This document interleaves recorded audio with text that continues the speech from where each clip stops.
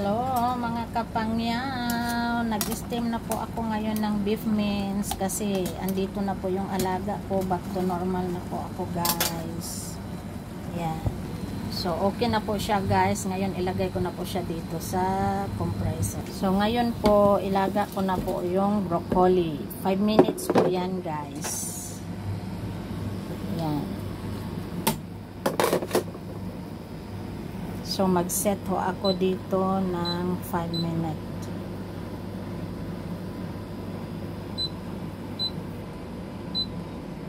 Guys, kukuha po ako dito ng kanin. Ilagay ko ho dito kasi i-blend ko. Yan.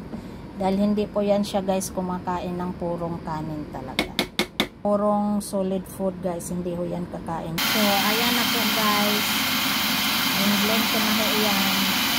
Mamaya ho, pag natapos na ho yung broccoli, sasama ko rin ho siya dyan. So, tapos na po siya guys. Kukunin ko na siya. Lagay ko na dito. Para i-blend ko na. Kasi, mamaya po, magsusundo na po ako sa ating alaga guys. Bali, nagluluto po kasi muna ako para pagdating namin ng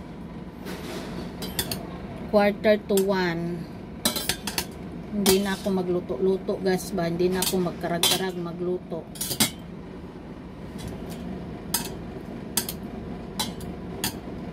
Kaya yan, anuhin ko na po yan ngayon. So, ayan na po guys, landa na po isa.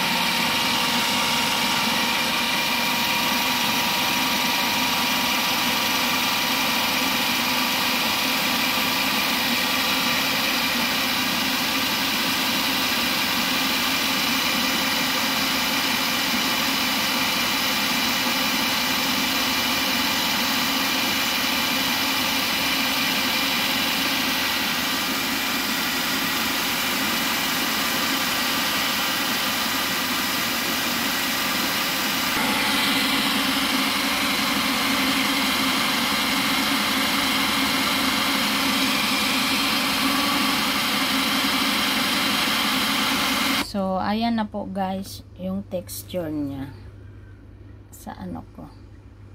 Ayan. So, mamaya ho, pagdating namin initin ko lang po yan. Ayan guys, oh. Kararating lang po kasi nila, kaya yan, nagkalat pa ang aking ligpitin. Ayan guys. Bye-bye na po guys. Bye-bye. Magliligpit ho muna ako at maya-maya po ay magsusundo na sa aking alaga. Have a blessed Thursday everyone guys. Yan o, nagkalat pa.